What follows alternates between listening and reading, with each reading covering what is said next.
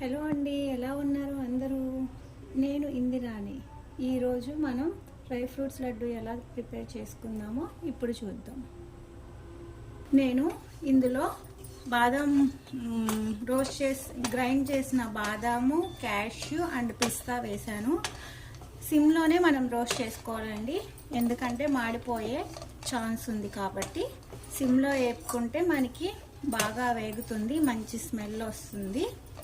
నేను తక్కువ క్వాంటిటీనే చేస్తున్నాను.